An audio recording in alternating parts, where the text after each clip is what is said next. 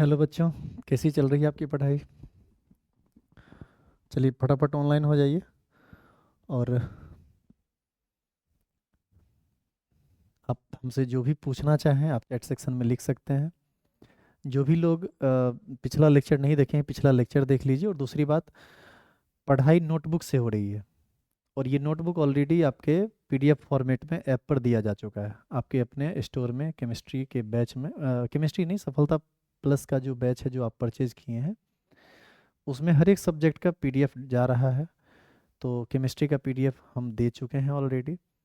उम्मीद करते हैं आप उसको एक बार देख लिए होंगे और उसी के अकॉर्डिंग हम पढ़ा रहे हैं और उसी के अकॉर्डिंग आपको लिखना है। ये सारी बातें हम पिछले क्लास में ऑलरेडी समझा चुके हैं। तो अब हम उस पर ज़्यादा समय नहीं देंगे और हम अब आगे का टॉपिक स्टार्ट करेंगे। पिछले क्लास में पिछले क्लास में आप एटॉमिक नंबर, एटॉमिक मास जैसी सिंपल चीज़ों को समझे थे। उम्मीद है उसमें कोई दिक्कत आपको होगा नहीं। आज हम लोग पढ़ेंगे परमाणु के मौलिक कण के बारे में। आप देखे होंगे नोटबुक में यही लिखा हुआ होगा। तो आप सभी जानते हैं कि परमाणु के तीन मौलिक कण होते हैं। पहला इलेक्ट्रॉन, दूसरा प्रोटॉन और तीसरा न्यूट्रॉन। मौलिक कण का मतलब उस कण से है जो लगभग सभी परमाणु में रहते हैं। एक हाइड्रोजन ऐसा परमाणु है जिसमें न्यूट्रॉन नहीं होता है, बाद बाकी सभी परमाणु हैं जिसमें इलेक्ट्रॉन, प्रोटॉन और न्यूट्रॉन तीनों चीज होते हैं। किसी उदासीन परमाणु में इलेक्ट्रॉन, प्रोटॉन और न्यूट्रॉन की संख्या को निकालते कैसे हैं? तो ये सब वहाँ लिखा हुआ था, आप पढ़े होंगे तो आप 12th में हैं तो आसानी से समझ भी गए होंगे। किसी उदासीन परमाणु में इलेक्ट्रॉन की संख्या और प्रोटॉन की संख्या हमेशा समान होती है और ये संख्या हमेशा परमाणु संख्या के बराबर होता है। जैसे यदि आपसे पूछा जाए कि आयरन परमाणु में इलेक्ट्रॉन कितना होगा, प्रोटॉन कितना होगा और न्यूट्रॉन कितना होगा, आप ये बताइए। तो ये एक बहुत सिंपल सा बात है कि आयरन परमाणु का एटॉमिक नंबर होता है 26 और एटॉमिक मास होता है 56। ये सब लोग जानते हैं। इलेक्ट्रॉन की संख्या हमेशा एटॉमिक नंबर के बराबर होता है तो ये होगा 26। प्रोटॉन की संख्या भी एटॉमिक नंबर के बराबर होता है और दोनों संख्या आपस में बराबर होता है इलेक्ट्रॉन प्रोटॉन, तो ये भी 26 होगा। लेकिन यदि न्यूट्रॉन की संख्या पूछी जाए तो आप लिखे होंगे या लिखेंगे ये atomic mass minus atomic number होता है। यानी परमाणु द्रव्यमान में से परमाणु संख्या को यदि हम घटा दें तो क्या निकल जाएगा? न्यूट्रॉन का संख्या। जैसे परमाणु भार 56 है आयरन का और एटॉमिक नंबर 26, तो हम इसको क्या करेंगे? 56 माइनस 26 बराबर 30। तो इस तरह से एक Fe परमाणु में इलेक्ट्रॉन, प्रोटॉन, न्यूट्रॉन की संख्या आसानी से ज्ञात कर सकते हैं। ऐसे ही यदि हम हाइड्रोजन के लिए ज्ञात करें, इलेक्ट्रॉन एक होगा, प्रोटॉन एक होगा, न्यूट्रॉन हो जाएगा एक माइनस एक बराबर 0। हमने आपको पहले बताया कि हाइड्रोजन एकमात्र ऐसा तत्व है जिसमें न्यूट्रॉन नहीं होता है। बाद बाकी सारे केसेस में आप इसको आसानी से कर सकते हैं, ये बहुत ज़्यादा भारी टर्म नहीं है। इसमें एक और एग्जांपल हम बता दें, जैसे क्लोरीन, एटॉमिक नंबर 17 और एटॉमिक मास 35.5 होता है। इसमें आप इलेक्ट्रॉन निकालेंगे तो ये आएगा 17, प्रोटॉन निकालेंगे तो ये आएगा 17 और न्यूट्रॉन निकालेंगे तो ये आप 35.5 माइनस 17 जब निकालेंगे तो ये आपको आ जाएगा 18.5। घटाएंगे तो 17 दूना 34, 18.5। तो ध्यान रखिएगा न्यूट्रॉन का संख्या कभी भी दशमलव में नहीं होता है, तो इसको अगला नंबर ले लेंगे 19। ठीक है। तो कोई यदि जैसे कॉपर का 63.5 होता है, मरकरी का 200.5 होता है, तो दशमलव में यदि रहे ना तो उसको अगला नंबर मान लेंगे, क्योंकि न्यूट्रॉन, इलेक्ट्रॉन, प्रोटॉन ये सब की संख्या 2.5, पौने 3 में नहीं होती है, होल नंबर में होता है। जैसे कि हम आपसे कहें कि 5.5 गो आदमी है, तो ये क्या मतलब है भाई? 5 गो आदमी पूरा है और एक आदमी आधा है? ऐसा नहीं होता है। परमाणु की संख्या, अणु की संख्या, इलेक्ट्रॉन की संख्या, प्रोटॉन की संख्या, न्यूट्रॉन की संख्या, आयन की संख्या, ये आधा, पौने, डेढ़ नहीं होता, ये हमेशा होल नंबर में होता है। तो इस तरह से किसी भी एलिमेंट्स का आप इलेक्ट्रॉन की संख्या, प्रोटॉन की संख्या, न्यूट्रॉन की संख्या आसानी से निकाल सकते हैं। और ये सब बात कॉपी में बहुत बेहतर तरीके से लिखी हुई है, तो आप एक एक एग्जाम्पल को लिख लीजिएगा और कुछ प्रैक्टिस आप इस पर कर लेना। इससे संबंधित यदि कोई दिक्कत है तो आप चैट सेक्शन में लिखिए या फिर कमेंट बॉक्स में लिखिए, हम उन चीज़ों को जरूर सॉल्व करेंगे आगे। ठीक है, अब आगे की बात करते हैं।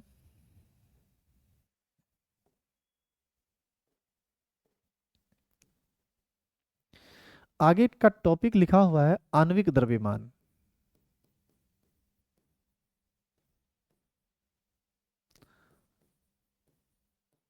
आणविक द्रव्यमान, या इसी को हम लोग भार भी कहते हैं, ठीक है।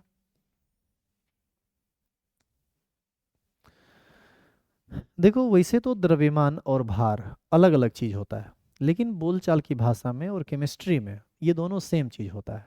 आपको पता होगा, फिजिक्स में सर आपको बताते होंगे कि द्रव्यमान जो है वो किसी पदार्थ में उपस्थित पदार्थ की मात्रा है जिसका मान निश्चित होता है। लेकिन भार क्या है? किसी पदार्थ पर लगने वाला गुरुत्व बल, जो अलग अलग प्लानिट पर अलग अलग हो सकता है। जैसे चंद्रमा पर आपका वजन कुछ और होगा, धरती पर आपका कुछ वजन और होगा। लेकिन केमिस्ट्री में गुरुत्व बल की बात हम नहीं करते हैं, इसीलिए केमिस्ट्री में द्रव्यमान और भार दोनों को हम एक ही मान के चलते हैं। तो आपको कहीं पर लिखा हुआ रहे आणविक द्रव्यमान या आणविक भार, ये इंग्लिश में लिखा हुआ मिल सकता है आपको मॉलिक्यूलर मास, या यहाँ पर देखेंगे वेट लिखा हुआ मिलेगा। शॉर्टकट में तो हम लोग ऐसे लिखते हैं मॉलिक्यूलर वेट। ये सारी बातें असाइनमेंट में डिटेल में लिखी हुई हैं, तो उतारना आपको यहाँ से है, यहाँ सिर्फ आपको देखना है। तो आणविक द्रव्यमान क्या होता है? कोई भी रासायनिक सूत्र दिया हुआ है, उसमें जितना परमाणु है सबके परमाणु भार को जोड़ दीजिए, तो जोड़ने के बाद जो आएगा वही उसका आणविक द्रव्यमान कहलाता है। जैसे CaCO3, CaCO3 में एक कैल्शियम है, इसका परमाणु भार 40 होता है, कार्बन का 12 होता है, एक ऑक्सीजन का 16 होता है, तो तीन ऑक्सीजन का 16 दिया 48। आप इसको जोड़ोगे ना तो ये 100 आ जाएगा। इसका मतलब CaCO3 का मोलिकुलर वेट कितना? 100। इसी तरीके से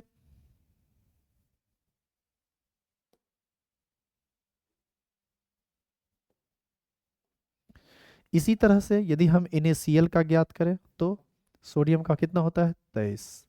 क्लोरीन का कितना होता है? 35.5। आप इसको जोड़िएगा तो 58.5 आएगा। तो उसमें आप देखेंगे 12-13 यौगिक ऐसा है जिसका एटॉमिक नंबर और एटॉमिक मास, सॉरी, जिसका मॉलिक्यूलर मास जोड़ जोड़ के लिखा गया है। तो एक अच्छे स्टूडेंट होने के नाते आपका काम है कि इसको पहले तो आप अच्छे से कॉपी बना लीजिए, नोटबुक से उतार लीजिए। और दूसरी बात, जितना तत्व वहाँ लिखा गया है ना, वो सब एकदम जो जरूरी यौगिक है वही लिखा गया है। और इस सब के मॉलिक्यूलर मास को आप जोड़ने मत लगिए, सीधे याद रखिए। जैसे HCl का 36.5 आप लिखे होंगे, या लिखिएगा, देखिएगा लिखा हुआ मिलेगा। H2SO4 का 98 होता है, CaCO3 का 100 होता है, HNO3 का 63 होता है, NaOH का 40 होता है, शुगर का 342 होता है, ग्लूकोज का 180 होता है, यूरिया का 60 होता है। तो ये सब, NaCl का 58.5 होता है। तो ये सब आपको जोड़ने नहीं लगना है, वहाँ CaCO3 का 100 होता है। तो ये सब आपको जोड़ना नहीं, ये सब वह यौगिक है जिसका हमको बहुत बार जरूरत पड़ेगा। पूरे केमिस्ट्री में बार बार यही सब यौगिक रिपीट होता है। तो मॉलिक्यूलर मास जोड़ने के लिए आपको आना चाहिए, और उम्मीद है क्लास 11th 9th 10th इन सब चीज़ों में ये सब बात आप पढ़े होंगे, तो आपको इसमें कोई समस्या नहीं होगी। लेकिन फिर भी यदि कुछ समस्या है तो ज़रूर आप चैट सेक्शन में लिखिए या कमेंट बॉक्स में लिखिए, तो हम उसको दूर कर लेंगे। लेकिन इसमें हम एक बात जरूर बताएंगे, जैसे CaOH का होल 2 है, कैल्शियम हाइड्रोक्साइड, इसको हम कैसे जोड़ेंगे? कैल्शियम यहाँ एक है, एक एटॉमिक मास 40। अब इसको देखो, OH, ऑक्सीजन का होता है 16 और हाइड्रोजन का होता है 1 17, 16 1 17, लेकिन होल 2 है, 17 दूना 34। यहीं होल 3 रहता, 17 तिया 51, ऐसे करके लिखते। तो इसको जब हम जोड़ेंगे तो कितना आ जाएगा? 74 आ जाएगा हमारे ख्याल से। तो इसको ऐसे लिखा जाता है। तो उम्मीद करते हैं कि इसमें आप नहीं फंसेंगे, ठीक है। तो आइए अगले टॉपिक पर। अगला टॉपिक है आपका वैद्युत अपघट्य। इंग्लिश में बाबू इसको हम लोग बोलते हैं इलेक्ट्रोलाइट, ठीक है। अब समझो ये क्या होता है, वैद्युत अपघट्य या इलेक्ट्रोलाइट क्या होता है। वैद्युत, देखो बहुत सारा यौगिक ऐसा होता है ना जिसको पानी में जब तुम डालोगे तो वो धनायन और ऋणायन में टूट कर घुल जाता है। जैसे NaCl, पानी में डालोगे तो ये टूटेगा Na प्लस में और Cl माइनस में।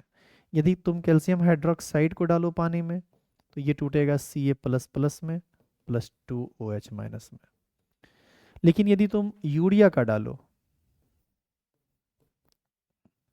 NH2CO NH2, यदि तुम इसको पानी में डालो तो ये पानी में घुलता जरूर है, लेकिन ये धनायन और ऋणायन में टूटता नहीं है, तो हम इसको वैद्युत अपघट्य नहीं कह सकते। लेकिन ये वैद्युत अपघट्य है, ये वैद्युत अपघट्य है। मतलब पानी में जो टूट गया धनायन और ऋणायन में, वह वैद्युत अपघट्य है, ये याद रखिएगा। तो आप देखेंगे यही परिभाषा आप लिखे भी होंगे। आप सभी लोग जो वीडियो लेक्चर को कंटिन्यू देखते हैं, आप सभी से रिक्वेस्ट है कि प्लीज़ आप हमसे आगे आगे उतार के आइए नोटबुक में। नोटबुक के हेल्प से आप आगे 5 पेज 10 पेज उतार के रखिए। इससे क्या होगा कि हम जब बोलेंगे ना, तो आपको वो टॉपिक दिखेगा कि सर ये चल रहा है। अच्छा, हो सकता है कि कभी कभी कोई टॉपिक दिमाग से निकल गया, तो आप चैट सेक्शन में हिंट करेंगे सर ये टॉपिक अब होना है, तो हम उसको समझा देंगे। ऐसा ऐसा रेयर ही कभी हो, लेकिन यदि ऐसा होता है तो आप बोलेंगे। इस पर यदि कभी फंसे कुछ, तो वो भी हम आपको बता देंगे। तो लिख के आया कीजिए, क्योंकि पीडीएफ में जो चीज़ है, अब वीडियो जब आप देख रहे हैं तो उस समय तो पीडीएफ खोल नहीं पाएंगे।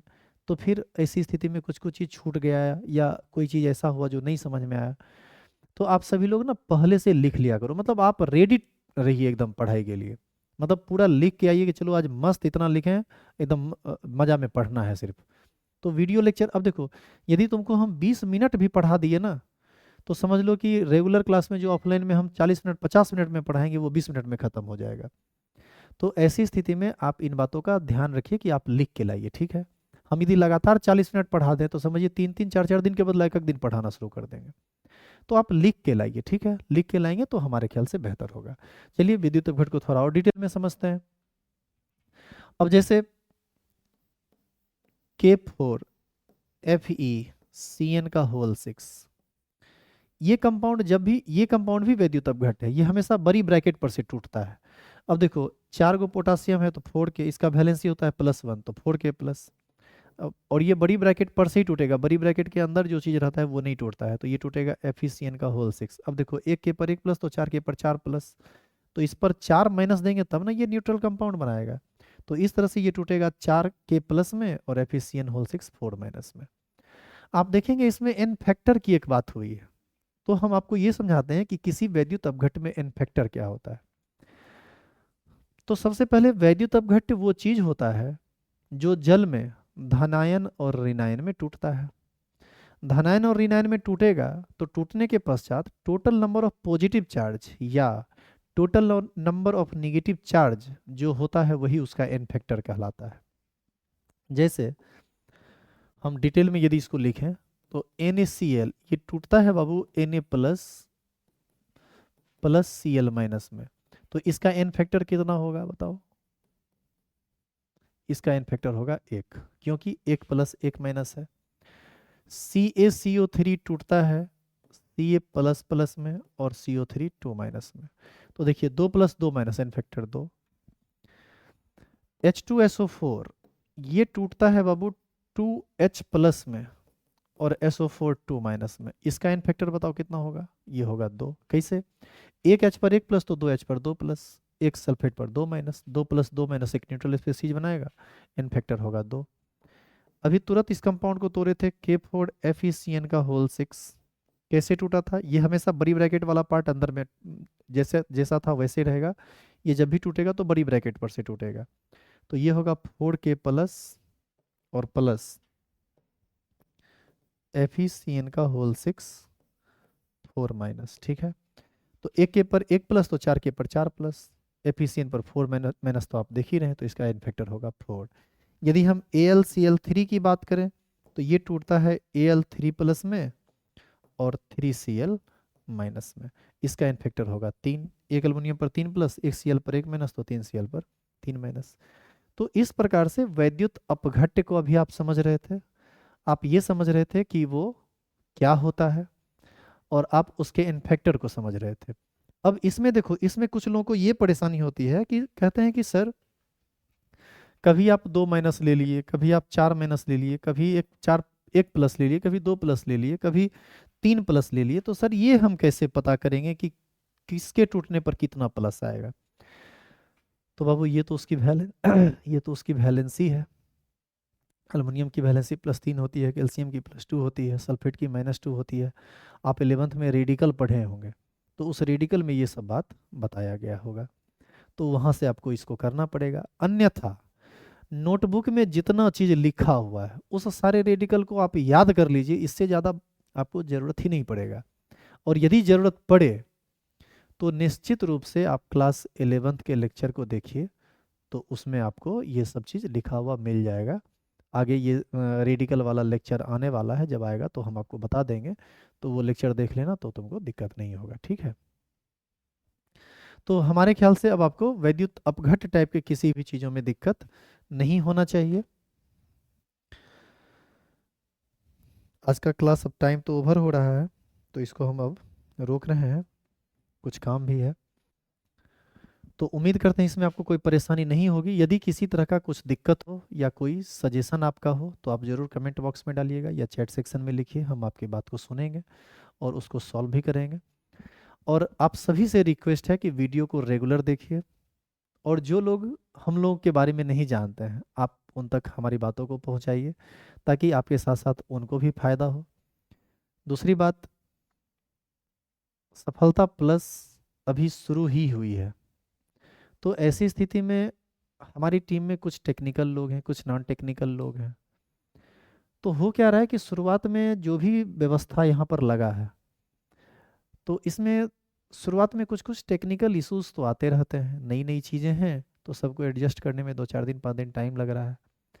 इसमें कभी आपको वीडियो क्वालिटी, कभी ऑडियो क्वालिटी में कभी दिक्कत आ रही है, तो लगातार इन चीज़ों को दुरुस्त किया जा रहा है। जैसे कि आज आप हमको देख पा रहे होंगे, तो आपको ऑडियो क्वालिटी, वीडियो क्वालिटी आपको अच्छी दिख रही होगी। तो उम्मीद है आगे भी आपको इसी तरह से सब कुछ दिखेगी, और सभी लोगों के लिए बिल्कुल पैरेलल व्यवस्था है। तो दिक्कत अब आगे नहीं होनी चाहिए क्वालिटी को लेकर। पढ़ाई के क्वालिटी की जहाँ तक बात है, वो उतना मिलेगा जितना आप सोचे नहीं होंगे। यूं ही रिजल्ट केमिस्ट्री में 98 और बिहार टॉपर की लिस्ट में लोग यहाँ से नहीं आते हैं। जो हम लोग ऑफलाइन क्लास कर रहे थे, अब ऑनलाइन प्लेटफॉर्म पर आए हैं, तो उससे भी बेहतर करने का प्रयास करेंगे, क्योंकि मेहनत उससे भी ज़्यादा हो रहा है यहाँ पर। बस आप हमारा साथ दीजिए, आपके लक्ष्य तक हम आपको पहुँचाएंगे। मिलते हैं हम लोग नेक्स्ट क्लास में। लाइव जरूर किया कीजिए क्लास, यदि आप क्लास लाइव कर सकते हैं तो। अच्छा, एक बात और, आप लोग का टाइम हो सकता है कि रिशेड्यूल हो, क्योंकि कुछ परेशानियां आ रही हैं टाइम को लेकर। तो जो भी टाइम लाइव का होगा उसका एक फोटो, एक डॉक्यूमेंट फाइल अपलोड कर दिया जाएगा। और सफलता प्लस टेलीग्राम चैनल को जरूर ज्वाइन कर लीजिए, उस पर हम टाइम को दे देंगे, ताकि आपको लाइव क्लास करने में किसी प्रकार का कोई दिक्कत नहीं हो। यदि किसी प्रकार का कोई दिक्कत है तो आप हमको पर्सनली कांटेक्ट कर सकते हैं 7979019137 पर। मैं खुद फ़ोन रिसीव करूंगा, मैं खुद आपसे बात करूंगा, क्योंकि चीज़ें शुरुआत में थोड़ी मेहनत तो मुझे भी करनी पड़ेगी। तो आप जब भी कॉल करेंगे तो इवनिंग टाइम में 8 बजे के बाद करेंगे, 8 और 9 के बीच में, तो हम आपका कॉल रिसीव कर पाएंगे। बाद बाकी भर दिन तो बहुत बिजी रहते हैं, तो उसमें बहुत मुश्किल होता है बात करना। या फिर आप व्हाट्सएप कर दीजिए तो आपको रिप्लाई दे देंगे, या हम जब फ्री होंगे तब आपको कॉल कर लेंगे, ठीक है। तो मिलते हैं हम लोग नेक्स्ट क्लास में, वहाँ पर हम लोग पढ़ेंगे समतुल्य भार, फिर आगे मूल कंसेप्ट, इस सब चीज़ों को देखेंगे। तो अभी बेसिक चीज़ है, 2-4 दिन में ये ख़त्म हो जाएगा, फिर 12th का पहला चैप्टर स्टार्ट होगा। आपका 2 लेक्चर अभी तक हुआ है, 6 लेक्चर में हम आपका बेसिक खत्म करेंगे। 6 लेक्चर लगेगा भी नहीं, 5 लेक्चर काफ़ी हो गया, हो सकता है 4 में भी खत्म हो जाए। रेगुलर क्लास में 6 लेक्चर लगता है, यहाँ तो इतना ना तेज़ी में पढ़ाई चलता है, चूँकि आप हमको ज़्यादा लिखना होता नहीं है, आप लिख के आते हैं। और क्लास नोट्स इतना ढंग से बना हुआ है कि आपको कोई परेशानी, सुविधा, कोई भी दिक्कत हो ही नहीं सकती है। लेकिन फिर भी दिक्कत हो तो आप कमेंट बॉक्स में ज़रूर डालिए, ठीक है। मिलते हैं हम लोग नेक्स्ट क्लास में, तब तक के लिए बाय।